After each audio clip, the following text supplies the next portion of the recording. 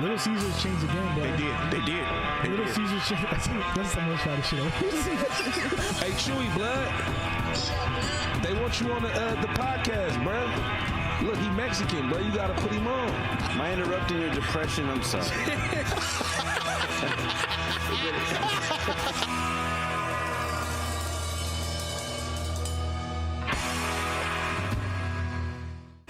This week's episode of The Voice Party is brought to you by Big Boy Wraps. Get your car wrapped by some of the most experienced and skilled in the Bay. Big Boy Wraps, where the big boys play. What's up, everybody? Thank you for tuning in to The Voice Party. It's me, JD. I got here Marcos. What's up? With his funny hair, man. Yeah. Is that shit permanent for a while? Like, is it? Yeah. Okay, cool, Yeah, cool. All right. I change it every couple months. We'll talk about it later. And then we got Joaquin here, Black Joaquin. What's up, dude? Always awesome to be here. So. All right. And then Corday wearing his Corday shirt. Yeah, Corday made you. What's up? In case you forget what his name is, Exactly. It's right there. Hey. And we got Phil with the America Make Podcast Great Again hat again. Just so Podcast you're tuning in. and America. Let's Shut get the it fuck straight. up, Phil, with Make the Pop shit. Tarts great again. There we go. There you go. We got a very special guest. We go back. Yes, we do. With him. Yes, we do. He's one of my favorite people. Absolutely. I think he was the one that told me you should try stand up. Probably. Damn. It's a very, very. Give it up for Johan Miranda. Woo! How's it going, guys? It's good to be here. Thank you for flying in for this. Big shot, man. He flew in just for this. Flew in Huh? for- Had to, yeah. How you doing, bro? Good. Yeah, things are good.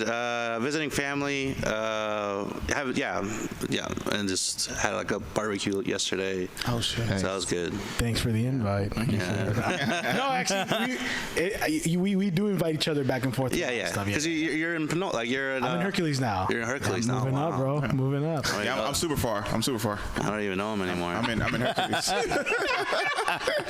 No wonder he doesn't respond to my text. You become estranged. Right? Hey, it's been great to see how much, like, you know. Sending. Yeah, Send dude, it up to the top, you're man. extending Oh, to the thank top, you. man. And you're like, what? Yeah. It's good to see you at that barbecue, man. When I saw you, have gone great. when I saw you were featured on that show on Netflix, I was like, I'll probably never hear from him again. I probably won't ever get the chance to talk to him again. Yeah. But look at us now. Look at it. The day after the barbecue. Every 6 months I check. Are we still friends on Instagram? Okay, cool. Yep. Cool. I've done that too a few times. I'm not gonna lie. I'm like, okay, he's not that big. Okay. We just started a comedy in 2010 together, but it's whatever. We were just talking about the Boiler House. Yeah. Was that In your that wasn't- Richmond, right? Yeah, that wasn't your first That wasn't show. the first time, but it was damn near closed. I think I was very brand new. Yeah. Great. It's still around, right? Like no. No. Really? It's closed. They turned it into like 2 different restaurants after that, and then they just closed. And now it's like an Amazon factory. No, I'm just kidding.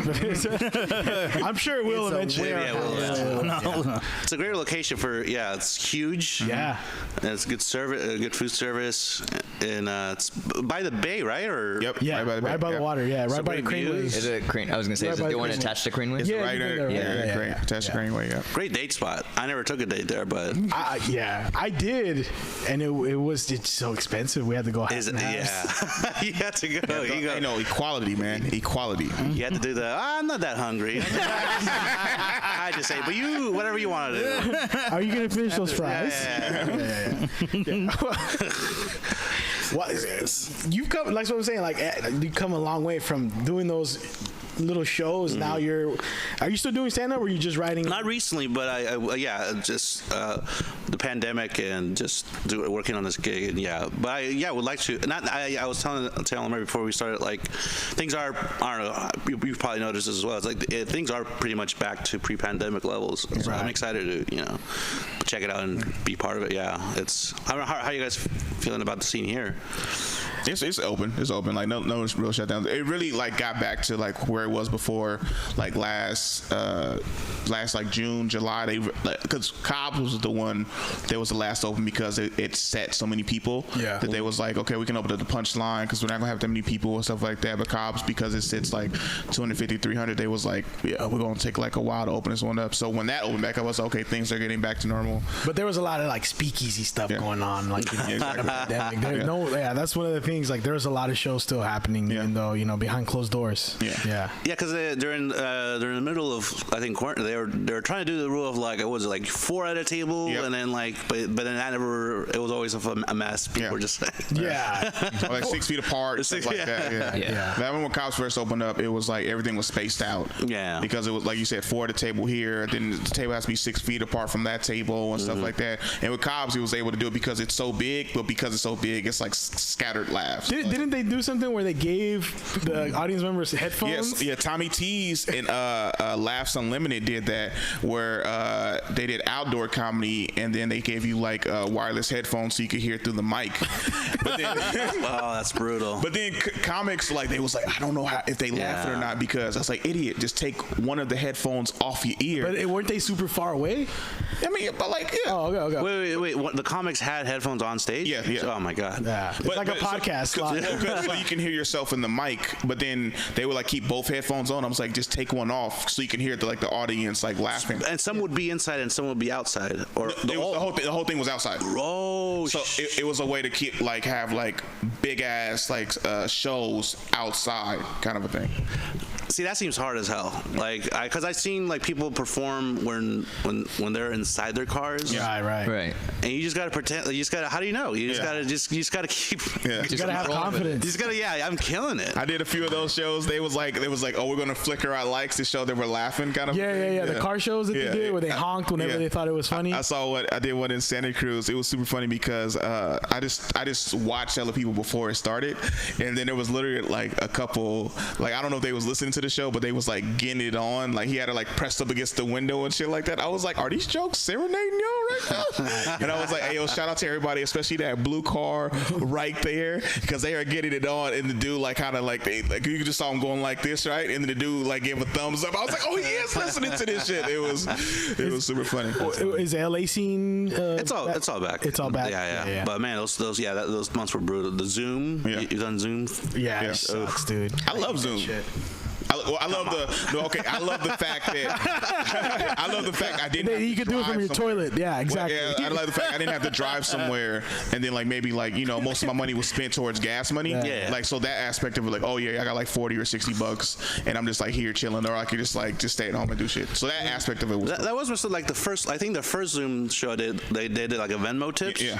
And I got paid more than most times I've performed. Exactly. And I was what? It felt bad almost.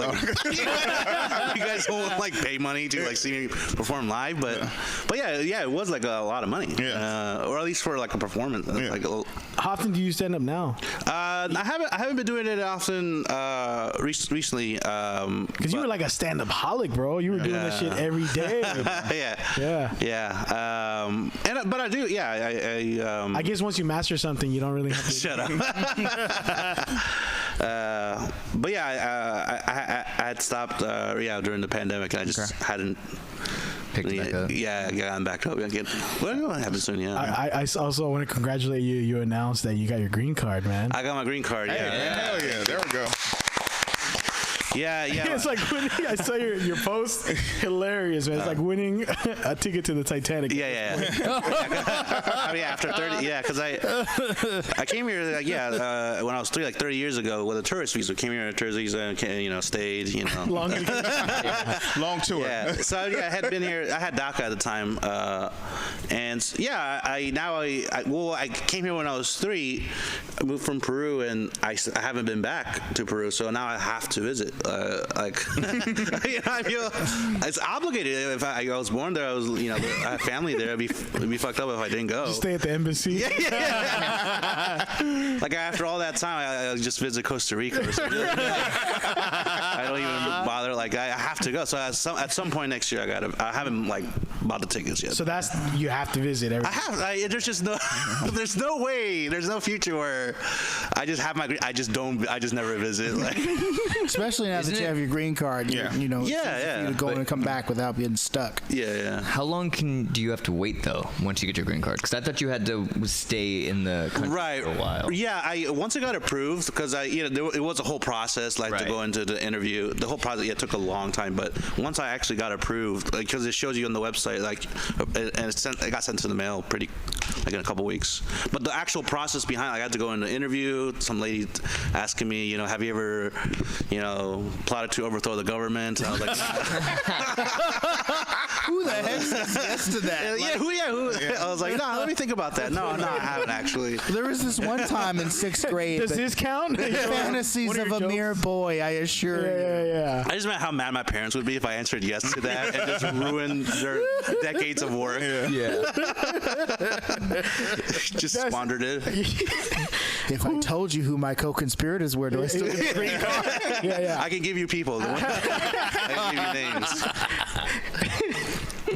Oh man, yeah, I'm part of the Che Guevara club in the Bay Area. Who the fuck would say yes to that? Yeah, that's stupid as fuck. Yeah. How long was the process from getting DACA to now where you got? So the way for me, it's my brother got citizenship through marriage a long time ago, 10 years ago. Yeah. Just an easy way to do it. Yeah, I should have just done that. I was thinking that. I was like, why you did that, Johan? Like, damn, dude. That really, this All whole that hair gel to not fucking get married. Yeah, I try to frame it as like, oh, the U.S. immigration system is broken, but really it's more of a reflection that I'm not settling down. Like something's wrong with me. Yeah. You're too picky. Yeah, exactly. I'm too picky. Yeah. But so my brother got married to my sister-in-law, and he became a U.S. citizen through that. And then once he became a U.S. citizen, he petitioned for my parents, and then they got their green cards. And then my dad petitioned for me, and then that takes 5 years. So he petitioned I think it was like roughly 5 years to get my parents, and then 5 years to get to me, and then finally like a year or two ago they're like, all right, well, it's your turn to. Hey, I'm not petitioning for anybody. Yeah, like a year or two they gave a notice like, all right, now you can come file the paperwork and do the interview, and even that took like a year. Now you have like less stress. Oh yeah. I remember you used to. Yeah, no, it was stressful. It was like it's hard to plan for, because even when I had DACA, which is a temporary relief, you had to renew it every 2 years, and it was always up politically. Like the Supreme Court was gonna like. Right. So it's like I don't know. I mean, it's hard. I remember when you told me you were not a citizen. He told me like he killed somebody. I don't have citizenship. Like, oh my god. I'd be like, if you tell anyone, I'll fucking kill you. He did the same thing to me one time. He was like, hey, Corday, I'm not a citizen. And I was like, oh, okay, dude. We can still be friends. I was like, I'm not gonna tell on you. Your secret's safe for me. Like, I don't. And I was like, but he was like hella nervous. He was like, yeah, no, it was. You killed somebody? He was like, nah. Dude, I mean, I have family members in the same boat, and it's like it's scary. Any minute now, you can go back. And especially you're being public out there and shit. You speak perfect English and all that. Yeah, jail, man. Yeah. Such a shame if somebody were to let it slip and then they got dragged back to. I was actually born in Canada. I know, right? Yeah. No, that's real. Yeah. Wait, what would you have done if you got deported? Oof, man, that's killing it in Lima, Peru. No, Lima, Peru. No, I'm not built for that. I'm lazy by American standards. Like I couldn't. I don't know how I could tough. I don't know. I honestly don't know. Like I would have to pick rebuild a whole. The president of fucking Lima over there. Yeah, that would suck, man. Because there's some. I saw this story where this dude got deported after, he didn't even speak Spanish, and he got deported, and within like 6 months of living over there, he committed suicide. And you hear a lot of those stories like that. No, it's people, because you essentially, you move to a country, you don't know anyone really, even if you have relatives, you don't like grow up with them, and they want to talk about soccer. So if you don't know the language, how do you get lonely? I imagine, and it's like it's fucking miserable. But we don't have to worry about it anymore. Ask me U.S. citizen questions. Johan, what's it like to travel?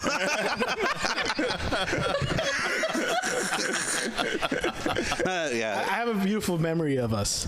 Oh yeah. You were the first person to visit me when I was in hiding. You remember that? I do remember. That was wild times, man. I totally see. I have these like, JD. I'm glad to do this on like a podcast live. Yeah. Because sometimes I think I'm like, when I think about like the stories like with JD, I'm like, was he a figment of my imagination? Did this guy actually exist? Yeah, because it's wild. It's wild stuff. It's wild stuff, man. Definitely. We went through. Or half your story is going to be on season 2 of this. I had this Wonder Man go into hiding. No, yeah, that was some wild part of my life, and the first and only person that visited me while I was in hiding was this guy, and I remember because he was so like nonchalant about it. Wait, hold up. Are you not born here either? Do you not have your green card either? That's why you went in hiding? No. Okay. You here for that episode? No, he wasn't here for that. You're like coming through the back. No, we also had a moment where we went to go save a guy. Yeah, I was just Yeah, and you were like, you didn't even know them. Yeah. And you were like mediating the whole argument. Like, okay, why do you want to kill him? Like, I was going to ask you about that. I remember that. Blood everywhere. I remember that. It was because my recollection is it was after. Was it after a stand-up show? Right? It was after we did stand up at our 5-year anniversary. You went. Okay. With me and you performed there. And so it was me, JD, and a mutual, like a friend. Yeah, Mark. Mark? Was it Mark? It was I thought Mark. it was Jonathan. No, Jonathan's the guy we went to save. Oh yeah, that's the story. Yeah. What story are we telling with Mark? Well, Mark was with us. Okay. Yeah. But he said it was funny because we get there, man. We're gonna beat the shit out of these dudes, and then when we got there, he was knocked out asleep because he was drunk. We were going to Jonathan's. Yeah. Okay. There was blood everywhere. So we knew we were going to a shit show. Yeah. See, I don't even remember that. Okay, so going in, now I want to know. Like, so we were driving to Jonathan's. What did we have? What? 2 people, I don't want to say their names, were trying to break into his house to jump him. Oh. And he called me because he needed help, and then Gotcha. This guy was like, "Let's go." This guy is down as fuck, man. Yeah. You should be a character in this school. Yeah. It's so because I don't even remember doing. Like, I just heard another story where I don't know. Yeah. With Jonathan, where like he's like with some girl and a drink was spilled on her. Oh yeah. And then apparently she was telling me like I stepped in. I was like, I don't even remember this story. That was at Beck's. Yeah, Beck's. Yeah. Beck's. You did you ever do Beck's? No, I don't think so. Oh, okay. I always heard about it though. Yeah. That was good. That was one of the best times of my life. Wait, was Beck's on Shattuck or Telegraph? Shattuck. Okay, yeah, I did. Yeah, I don't think it exists anymore. No, it's something else now. I did Beck's, yeah. Yeah. But that was a fun show, and there was a couple of nights like that. That's why it's hard to remember all this shit. Yeah. Sorry. Was it upstairs at this point, or was it downstairs? Upstairs. Okay. Yeah. I did Beck's a few times, and then that was when everybody thought I had quit comedy or retired from doing comedy. That was that time. Obispo, yeah. Wow. What? I hadn't even gone to college at that point. I was still at CC. Oh, you were? Yeah. Oh, wow. Come on, man. Everyone just forgot about you. It's like, y'all heard you retired, man. I was like, who the fuck's that? I did not. Like, I don't. So Yeah, that You were in Santa Cruz the whole time. I just hanging out right now, or not hanging out, but here I get all these memories of all those days. No, because I don't. Yeah, it's that memory. I remember we went to that guy's Jonathan's house, and there was like people were ready to throw like fists, and like, I don't even remember what the conflict was. It had nothing to do with any of us. But you fixed it. We just showed up, and then I think we each handled the guy like, come on, bro. Yeah. No, because you talked to the cops too. The cops didn't show, did they? Yeah, they did. You talked to them too. I just remember Jonathan. He didn't. I mean, I don't know what to put his business. The reason I was trying to escalate because like me, didn't have papers, and I was like, all right. Bro, I kept saying that, like, bro, you don't want to fucking ruin this. whatever this, is happening. It's not worth it. It's not worth it. Yeah. Mark's asleep. We got no backup here. Yeah. Wow, that reminds me of Julio from This Fool. Was that inspired off your natural inclinations? Oh, yeah. Julio's all like, no. Your stomach is feeling bad. You shouldn't go to the big fight today. It's like, sorry. We're talking about all these crazy stuff. How was it writing for This Fool? That's a great show, by the way. Yes. Congratulations. Fantastic. 100% on Rotten Tomatoes. That's what I'm talking about. Yeah. How'd you land the gig? So the character Julio. It's based on on the guy who plays it, Chris Estrada. It's the show. Like he created a show based on his life growing up in South Central. And yeah, he was like a codependent kind of like. Dude who grew up in in South Central and works at a nonprofit. His cousin just got out of jail. So it's those kind of stories where it's like he gets caught up in situations like the Hey, man, you don't want to do this, man. This is so great. The children are watching. Not for the children. No. Thugs for hugs, man. Thugs for hugs. No, my favorite line was I want a knife. I want to feel it. Exactly. That's my favorite line. People love that kid, Junior. Like, they go crazy. Like every. Well, he's a kind of big actor, huh? Is he? Yeah, he's done other projects. Yeah, well, it makes sense because usually, for a kid, kid actors, they normally, but that guy killed. He really knocked it out of the park. Do you take? Oh, sorry. Go ahead. Do you take real life experiences? Maybe not specifically like the ones with JD, but do you find that your life experiences make it into the show as well? Well, yeah. I think because we in the writers we kind of all write together, and we all just kind of pitch bounce out ideas. So it's like when stuff like that, like when let's say something like a house party, or we all kind of like we're talking now, we're like, oh, this happened to me, and then we kind of just collect through the stew. We just kind of Is there kind of a direction you need to go though, since the creator of the show, maybe he wants it about his life? Yeah. So it's how do you wite it about him without knowing everything? That's a good question. Yeah. So the creator, Chris First Estrada, good question of the day. the creator, Chris Estrada, and the showrunners, they come with a plan, the vision. Right. They're these are the characters, and these are the general direction we want them to go. We know they want to do X, Y, Z by the end of the season, and also there's sort of the transformation or the challenges, and then just kind of they have a broad plan, but they have a clear direction, and then from that we can just the writers and we all get together and all right, well, this idea will fit into that and blah blah blah. And we just kind of and that's sort of so there is they come with their plan for sure. Okay, and then we kind of try to help however we can. When you make a show like that, do you plan out each episode on its own, or do you film one big story and then just separate it by episodes? Is that like storytelling? Is it all? Right. I think for this season, I think they had a general direction of where they wanted to end up, but then there was also space for some episode, a couple episodes where it's not doesn't affect the rest of the season. Okay. So it's both. It's both serialized and just sort of episodic, where it's it's a combination of both. But yeah. Okay. Go ahead. I just want to give a shout out to the West Coast authenticity. It's little things in the first episode when the main character Julio is sitting, I think he's by a bus stop, and there are these black men dressed in purple, and they're giving this big speech about the black man is the original man, and the Asian and the Native American are all his children, and I was like, that's the Black Hebrew Israelites. I know those guys. You know what I mean? Was that a Bay Area guy that came up with that? Oh my gosh, was that you? I'm a huge fan of the first time I saw them, it was years ago. I was in Minneapolis, and I was doing comedy, and I think I was just walking around and I saw them at a bus stop, and it was like one of the few times I've actually gotten starstruck, where I'm like, oh my god. I had seen it's one of the best things to go on a deep dive on YouTube, just where they're just it's class. It doesn't get old. They're just yelling at people on the street, talking shit. I know someone you would love. We'll talk about so you were starstruck seeing them for the first time. Oh no, they were and they're just as good live. They're looking at them in their natural habitat. You're like, oh man. Yeah, just because that's why they stand there, they preach, and then talk shit. And what a life. One of my favorite things that played a lot in the trailer. Whose idea was it when he backed up and then he almost hit dude's car and then he just fuck this and just drove through the fucking lawn and shit? Yeah. That's in the pilot. That's in the right at the start. I think that. I think they because they wrote the pilot. It's such a good depiction of you immediately know what kind of guy this guy is. Exactly. Right. He'd rather fucking ruin his lawn than get into conflict. Right off top, you know what type of guy this guy is. Yeah. Right. How much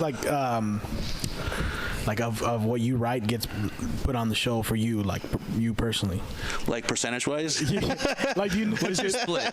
well, because I've heard of some writers that like maybe one line gets put in, Right. or one thing gets. Do you see a lot of? Is there a lot of your stuff up there? Yeah, it's hard to measure how much, but it's because we all like scenarios or dialogue, Yeah. And we all write it. It really is like the writer's room is like this. Like we just sit around and we all pitch. And so sometimes it's my stuff, or sometimes it's a combination, or sometimes I'll say something and someone adds in a tag that's better. Right. Or so it's like I think all the writers we don't really feel that territorial because it's like it really helps all of us if the show is good. Of course. It's like a stew. Yeah. So is the writing room a big room, or is it like how many writers are there on the show? Yeah, There's like square footage. No. Yeah, I think there's like color on the wall. 5 or 6.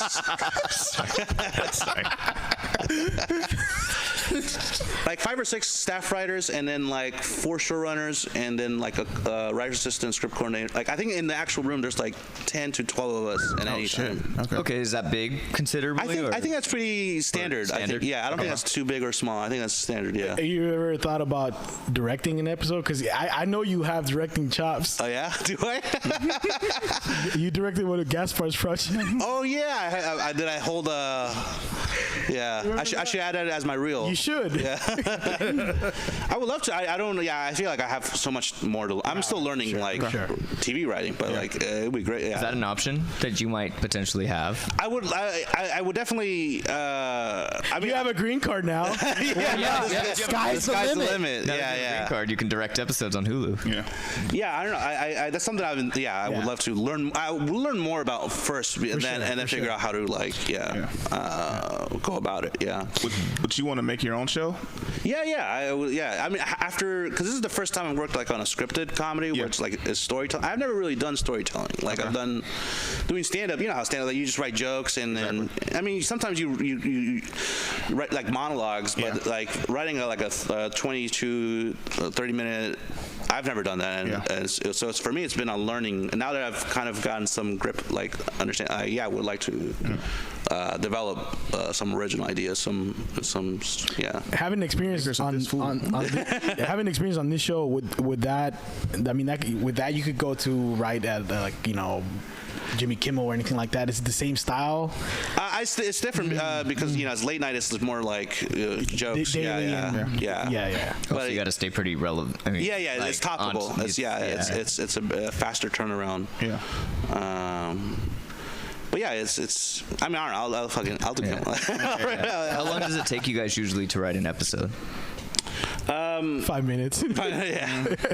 To break an episode, like to figure out like together like what the beat by beat what the episode's gonna be. It usually takes us if we're doing great and it's a pretty easy. It takes us a couple days just to like. Okay. And then sometimes we'll struggle and like bang like we don't know where to go with the story or how to end it and sometimes that'll take like close to a week and then we're struggling. And so, if it takes that long, we're like, all right, well let's go to another story and come back to this. So generally, I mean, I don't know how fast the entertainment business really works like that, but a week doesn't sound that long either. Right, because it's for anyone else, a week to have an episode out. Right, and that's like after a couple of days, we will, if we're successful, we'll have like a pre-outline where essentially we literally write out every scene, and then it gets assigned to one of the writers who goes by themselves, writes out the outline, and then writes out the script. And so that's sort of like the general, like collectively we all write every episode up to the outline point, and then they write, and then individually we fills in the meat. And then after that it becomes rewrites. And I was gonna say, how often are you guys revising the scripts? We rewrite at every step. So someone gets assigned the outline, they write the outline, and then we reread it, and then we each another idea comes in. Pitch. We keep pitching and trying to And then after that, you guys look at the dailies as they used to do back in the days. Is that a thing? That's more in production. That's in like when they actually shoot it. I think. But you guys don't look at. No, we're not in. We're done by the time we're done. It's production starts. Okay. Yeah. So we don't like when we finished writing it and then we were done. I think we were done by December of last year, and then they filmed it, and then I didn't. by the time we finished in December, I didn't see it till June. Okay. Oh, Because they had to shoot it and edit it. Yeah. When did you start writing for the project? So you ended in December. Mm-hmm. When did this journey begin? So how long did you have to come up with the writer's room started, I think, July or like June or July of last year. Yeah. I remember we hung out 6 right before you months. started. 6 months. Yeah. I remember we hung out right before you started writing this. Yeah. Wow. So it took you like a year to get it out to what would it come out last month? It came out early August. Early August? Yeah. Wow. So it took about a year from beginning to start the writing rooms to now. And are you guys working on Season can two. you say if you're working on season 2 or is that sorry. I'm writing on. We're writing season 2. Whether or not it hasn't been officially greenlit, that should be announced, or whether or not it's been announced soon. Yeah. But we're writing it. Yeah, the season 2. Yeah. Any perfect episodes like? You write them the first time and everyone's just like, yep, it's solid. Does that ever happen? Oh, I mean, I think the Putazos episode, the second episode of where they pick up the homies to. Yeah. I think it was great because it was like I think the first episode we wrote as in the room, and it's just such a funny premise. Yeah. That you don't. I mean, you really can't go wrong with that. Like you pick up your. The nicknames crack me up. Yeah. It's exactly how that's exactly how it was. Yeah. I love that conversation. It's like, did you really think somebody named Fat Ass is gonna live that long? I gotta ask. Well, no. The funny part was that he sent his kid to go fight his battles from 20 years ago. The guy with sciatica. Yeah. Because I need someone to toughen him up, and then you hear the clip clap, and you're like, oh no, it's a tap dance. How diverse is a writing room for this show? Sorry. Amongst the staff writers, I think You're the only one. He's the only Latino. Like I'm trying to think right now. I think it's all Latina, and we have one black writer, Curtis Cook, a very very funny guy. There we go. See, he's making sure that he's making sure that the head cupcake cook is sounding authentic. Exactly. Because I know he's gonna call him a bitch right here. Not gonna let that slide. Yeah. That's funny.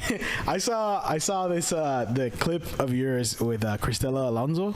Oh yeah. Where you talk about the Bay. Yeah. That shit was hilarious, man. Oh yeah, well, I was telling Cristela because she's from I think Texas. Yeah.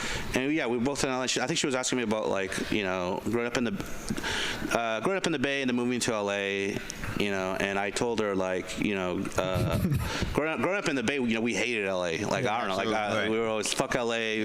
Whether it's sports or whatever, we were just fuck LA. Beat LA, the whole beat LA. Yeah. And then when I moved to LA like 5 years ago or so, I've been there for almost 6-7 years now. No one's ever talked to me about the Bay. No one ever. They're not even thinking about us. We're not on their level. Yeah, they're never like. That's almost more insulting that they don't even. I was dying. We can't wait too much about It's like that moment from Endgame. You ruined everything, and Thanos is like, I don't even know who you are. Yeah. Was there anything that I guess you could say you could have to unlearn from this environment as far as comedy that you after you went to LA? Doing stand up in the Bay versus stand up. Just in general, yeah, stand up, but just in general, like. Oh yeah, I don't know. I don't know. I don't know. I think the culture's different over there as far as entertainment. I'm sure. Right. Oh, okay, I see. It's more ingrained over there than it is. It's also, I think. And it's not a reflection on LA specifically, but I think it's less fun because I think it's true where for anything really, like when you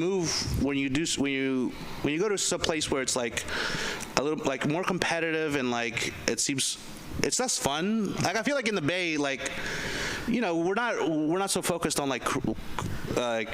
numbers. Number or it's like we're just trying to have fun and and also just be good at stand up. Whereas like I think LA because it's more like people who don't necessarily care about stand up but like need it to do it for their career and so it's more like what's your brand, or whatever, or even how people talk, what's the latest thing you're doing, or it's like I feel like in the Bay.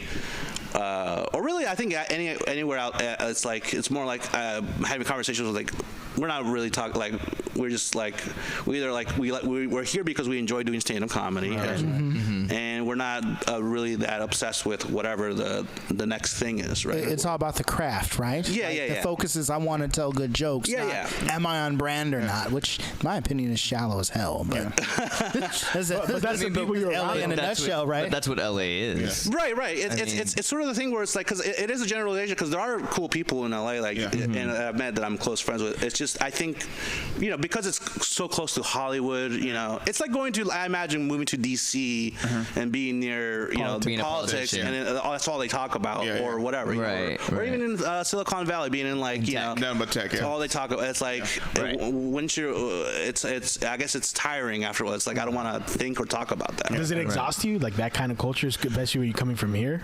Everything you just said, does that exhaust you? Like, I mean, I know you said there's cool people out there, but there's cool people. I think just focusing on the cool, because there are cool people, and you from there or moved there, and so you just gotta focus on them. Is that transition hard though, from the Bay to LA? Like, you're getting, because you talked about your band would be better off in LA. Yeah, we talk about this all the time. Oh yeah. Yeah, because we really want to move to LA at some point. And you guys all are from here, or yeah, from Richmond, and but we've done shows out there. And we've seen some shows. And the last trip we took, we went to go see our friend, and we were talking about how the competitiveness and the level of talent out there is crazy. Yeah, there's probably some shitty people and not talented people, but it's incredible what the show that we saw, and we do the same size shows out here. If that was like minor league baseball, right? Then the Bay Area is like high school. Yeah, they skip college. Like they're if that's good. Right. Every song we heard, every artist we heard was like really good, and then you come back out here and it's like, wow. That's why the Bay is not on. You know what I mean? That's why no one moves out here for music, because we're not competing with nobody. Because the competition level. Sometimes it makes it's I totally I see it's inspiring, and it's not. I think because LA and New York are both the big cities, right? Just through inertia, you're gonna see the best people there, and it is inspiring to like.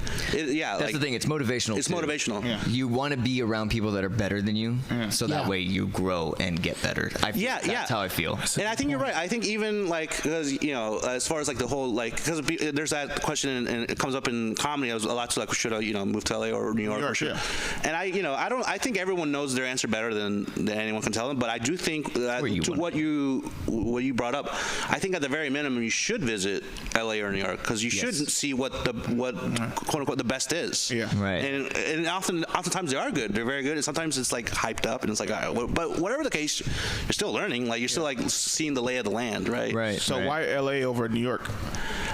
I think there's a good argument to be made for either. I haven't close to home in LA. It's home for I meant you. I meant you. Yeah, I think for me it's part of it's close to home and closer to home. But I think New York, from my understanding, because I actually haven't been to New York. So, but my understanding is you can now. Right? I mean, you flew in here just for this podcast. This whole time I thought I couldn't go to. You can only stay in California. Just want to play it safe. Yeah.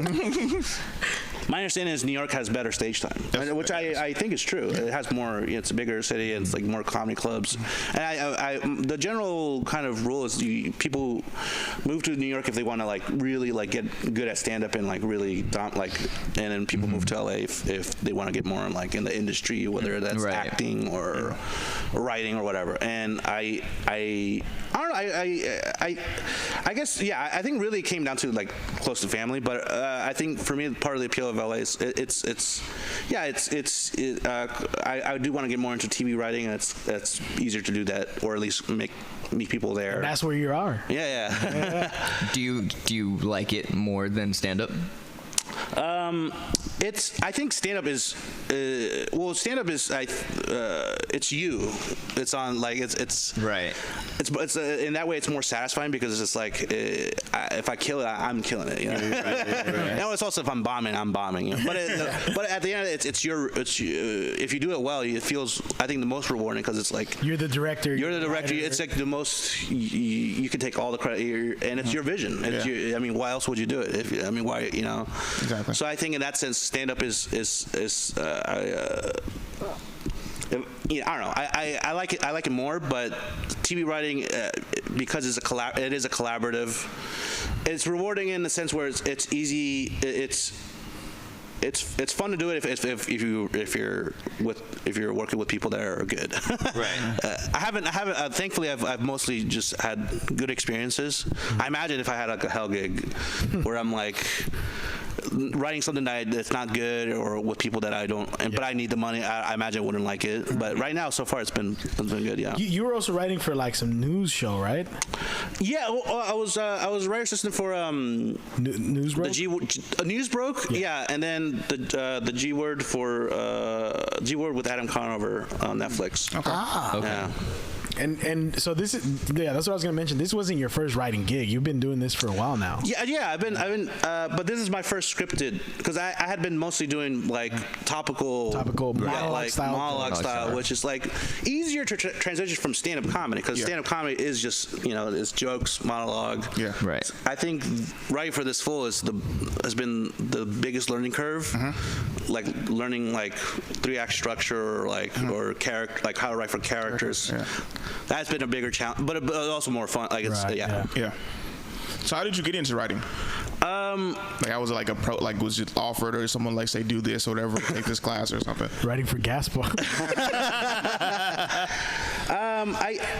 For me, I think it was like friends reaching out, like or like the gigs I gotten have been people either recommending me or asking for me, but now that's through. I found it through stand-up, really. It opened a bunch of doors for you. Yeah.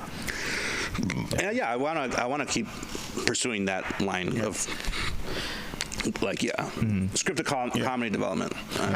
How is it to see like how is it to see like comedians who and like our friends here like Chris Estrada, Frankie Keown and stuff like that, and then there's other comedians in the show This Fool, like see them act, and then like they're like reading like the ideas that you came up with. Like how was that like kind of like a catch, like oh shit, like I wrote this, or like I was doing this, and they're like damn, and then now you're seeing your homies in a different light. Like I know these like tell jokes, but now they're acting and and they're saying stuff that you've written. How was that?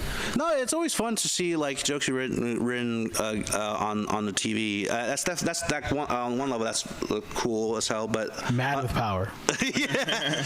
Well, another level, seeing like Frankie or Jamar Neighbors who plays Chef Percy. That's what I'm thinking. Yeah. That guy is so good. I mean, I already knew he was like a brilliant stand-up, but like I had never really seen him act, and that guy is so funny as Chef Percy. Yeah.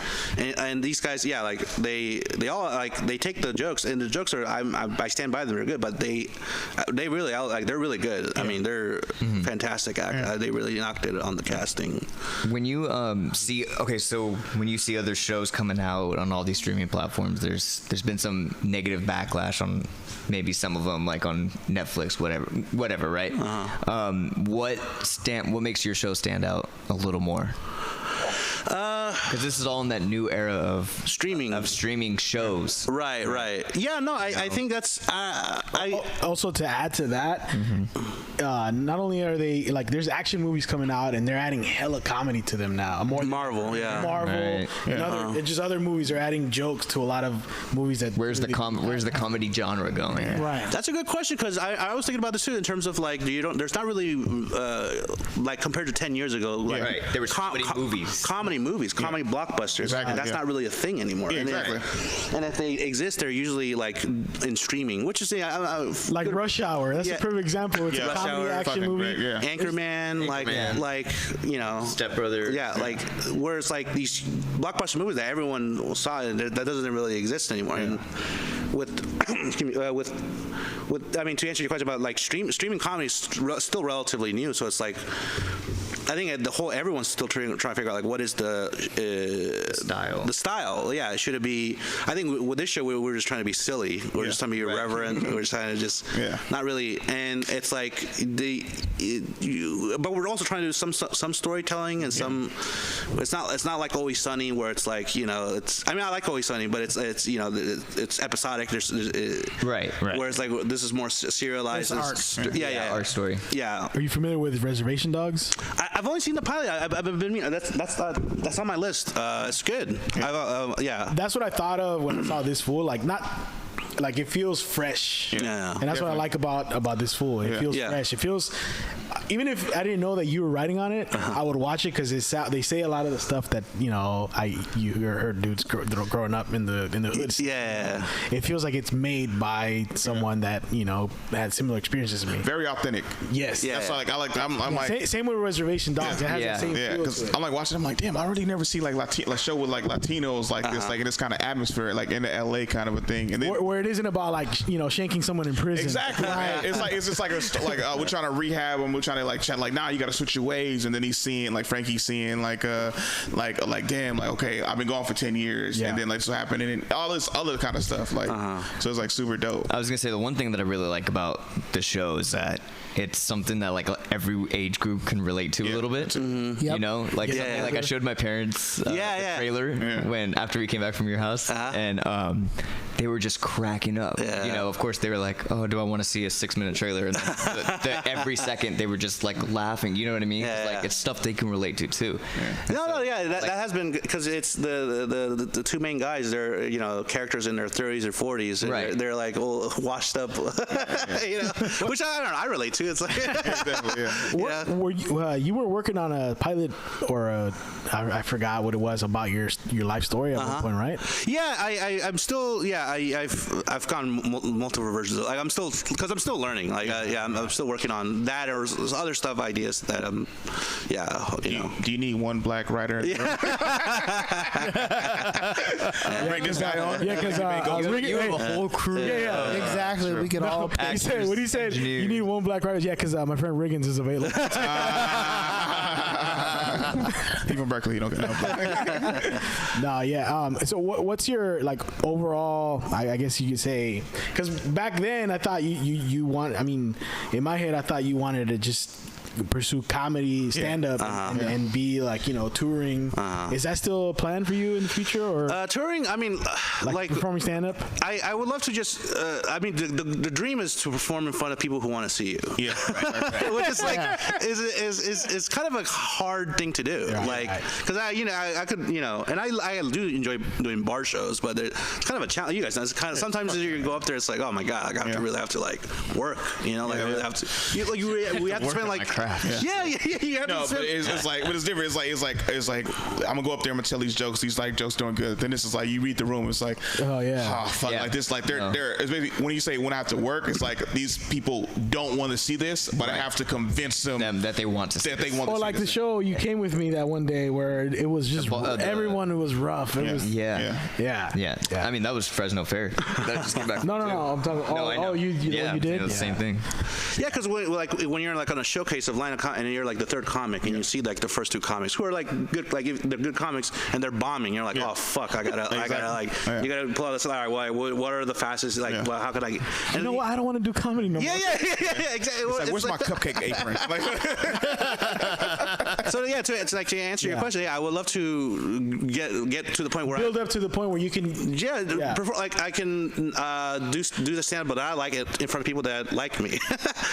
Build a fan base essentially, and to do that, it's like to go to that through like traditional stand up route of like because even if you do it like if you get past to the clubs or blah blah, it's hard to accumulate anything that will let you get to that. Right. You could be a feature your whole life, but it doesn't.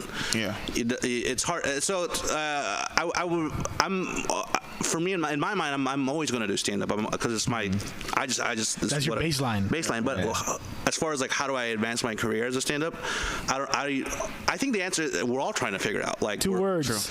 TikTok. That is the thing. Yeah. People are posting. And I'll be posting my stand up material soon. I mean, people are posting crowd work clips. People are like that's the cheap way. That's the cheap way. I'm trying to do that too. No, but it's a good way to not burn material. No, 100%. Do you have a fear ever that your like writing career can take over the stand-up career and that you won't be able to advance? Well, throwing all this money. That's a heck of a thing to be afraid of. I'd love to be hired as a writer. I think Sorry if that wasn't a fear nowadays. No. Well, actually, I think my mind was what yours just went to, was just like, because I had been doing gig economy this whole time, like DoorDash, which like it's not the hardest job, but it's just like after 10 years, like I'm like, so obviously like my dream scenario is to be like, yeah, it would be great if just tomorrow I could make a living doing stand up and not do anything else. That'd be great. But if my life is I can do write comedy and not have to deliver Denny's, I'm not. That's a win.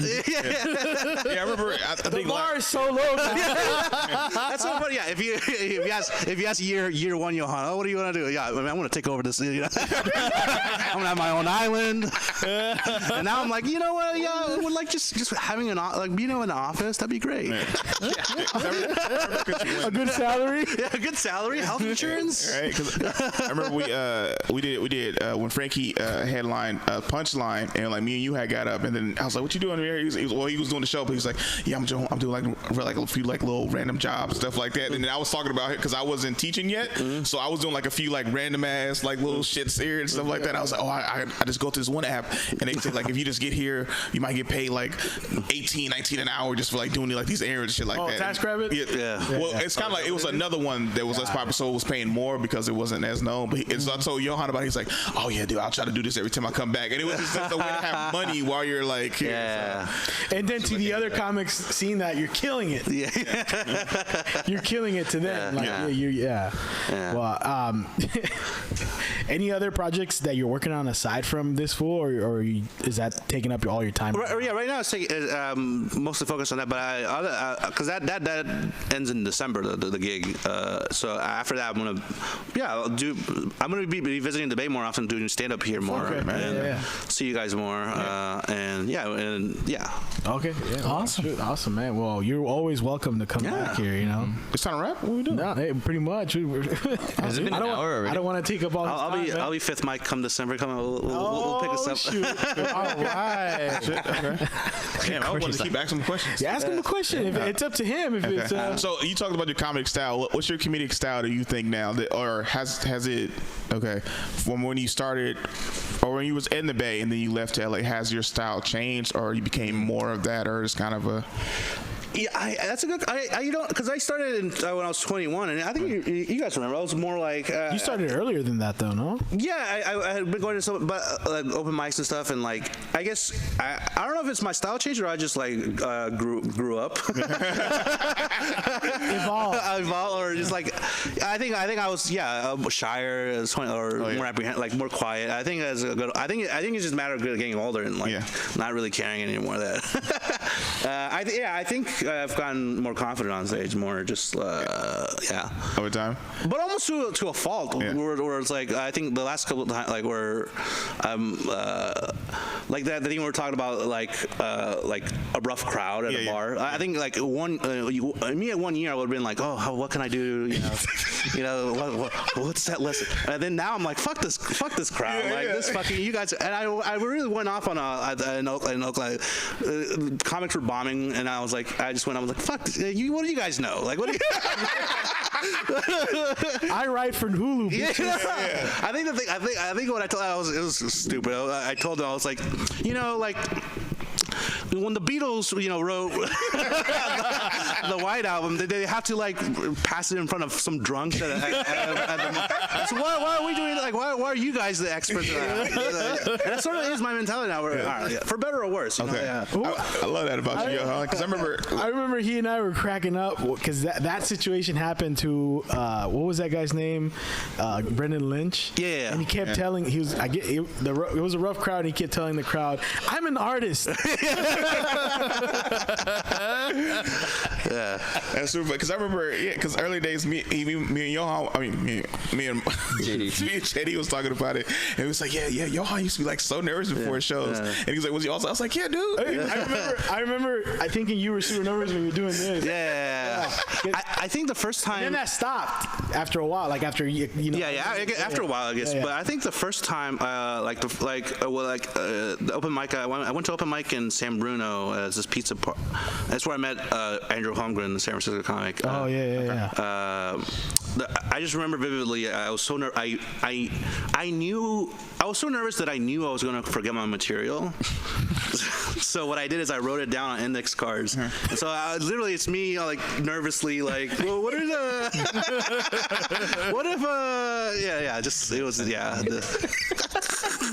Damn, bro. Okay, this is kind of embarrassing. Do you still sweat a lot on stage because you're nervous? I think I just sweat in general. Yeah, I sweat a lot too. Yeah. I mean, I do too, but I feel it's more for like excitement or something. I remember Johan. It seemed like he was like sweating because he was nervous. Like I was like, "Hey, Johan, you gonna do good?" He's like, "I hope so." but I always talk about, because I remember we always ask comedians like when they first started like how they did, and I always use you as an example because we started like around the same time, and I always say like the first time, how did you think you did your first time? I think I was so nervous I didn't remember, but I think I'm pretty sure I bombed. Okay. I'm pretty sure he killed it. I always said like I did well my first time, and then I said like I saw you like not or like bomb or not do well. Most comedians don't do well, right? But then because I started here, I was just like hella confident all of a sudden, and then I just saw like you just getting better over time because you was going to all these open mics, you kept working and doing stuff, and then I was like, and then so like I saw like came to a show at Bex, and I'm like, hey, yeah, so like Johan's going to, I'm like, what's up, man? How you doing? He's like, oh yeah, I'm on the show, and I'm like, oh, what you about to do? Like 5 minutes, 7 minutes? He was like, oh no, I'm headlining. And I was like, what the fuck? I was like, you can do that? And then I just saw Johan go up and just like kill doing 20 minutes. I was like, how the fuck do you do? And then that woke me up like, I need to stop being lazy. I need to be like Johan. He's writing. And I think after I became like a fan, like a groupie, not even a fan, just a groupie. I was like, Johan, how'd you get better? Like, where you going, dude? Like, that's how it was when it was that show at the Boiler House. Yeah, I went up to, because I had never seen stand up on that level, like local level. I had only seen it on TV by Chris Rock and all that. I first approached Chris Smith McClellan. Yeah. And I said, hey, good job. And he said, cool, thanks. And then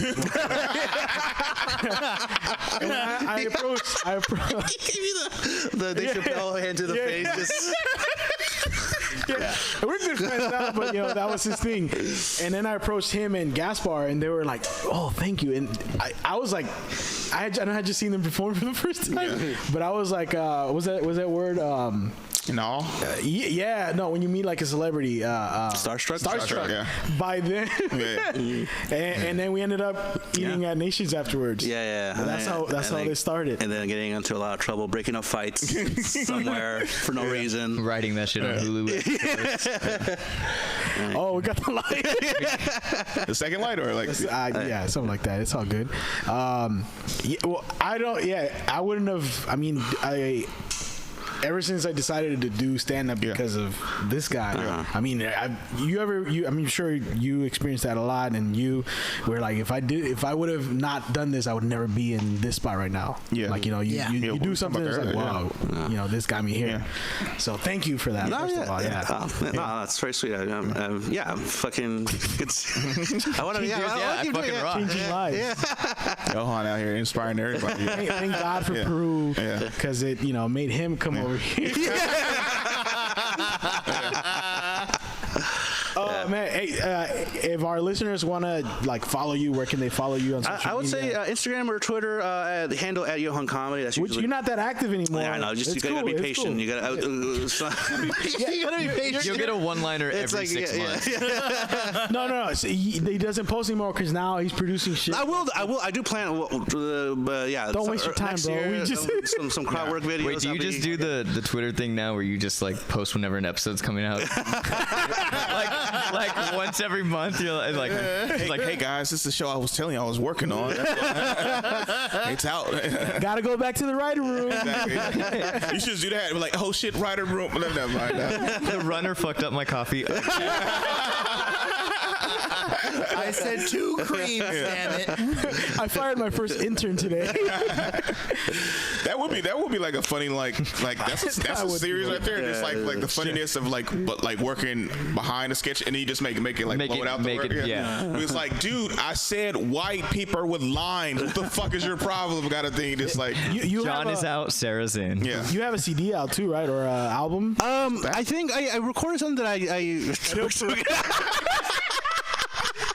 You were flying the whole masterpiece. It's exclusive now. It's if you had the link, He's like too short. You gotta go to his trunk to get it. Yeah, but I do plan on once I get back into it, just I do like what people are doing, posting their clips and No, but you do have an album. Though, right? yeah. I gaslight you. What are you talking about, Katie? Is your memory okay, dude? what's the name? No, you know what? It's What funny happened that night on the bike? when I was in hiding, he plugged that I'm gonna be at El Parada if you want to. I'll get you security. Don't worry about it. The Colombians will never find you. Did he come back with his comedy album? I'd be like, hey, this is some good shit right here. Listen to it. Let the streets know. Johan Miranda Johan Comedy Yes. and everything they can find. Yeah. Cool. You guys got any closing remarks for Johan here? I think we're You good. said no.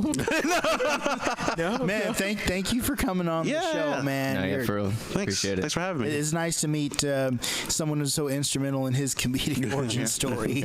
You're a friend of the podcast, man. I was gonna be like, why do you say that to every comedian that comes on? There's a super cut of JD. You were the reason why. 26 episodes. It's an hour long. Just have all these fathers. Same thing. Like yo, this dude is very robotic. Same communication. Nah, but Johan, it's always great. Oh, here it goes. Here. But I always goes the script. But you already know I talk about it on the podcast every time because they say because I always say Johan just fucking surpassed me and I was just like, yo, what the fuck? And then you're like the Bay. He's a. We talked about in the. No one even talks about the Bay. Hey man, don't knock me down. Don't gaslight me.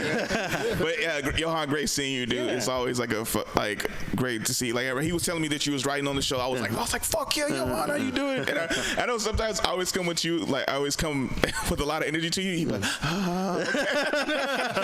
And I was like, that's Johan. He's still getting nervous as shit, dude. But it's great seeing you because I don't think I've seen you since I think it was 2018. Was it Frankie's show? Yeah, it was Frankie's show. Yeah, that was I hadn't been out that much. Yeah. And then it was crazy about that. I hadn't done the punchline yet or gotten up there. Was it your first time doing it? That was my first time doing it. Yeah, so I was like, I look at Frankie thanks so much, and then it was with you, and then that kind of helped me. I was like, oh shit, I'm with you, and I think Rudy was on the show too. Rudy, so I was like, okay, this is cool. I'm not nervous about everyone's like, have you done the punchline? I was like, oh yeah, my homie put me up on like several weekends a show. So yeah, you guys had Rudy on, right? We did, yeah. I mean, I want to do it with Rudy. You want to do it with Rudy? That guy's fun. We're gonna we're talking about having him back in January.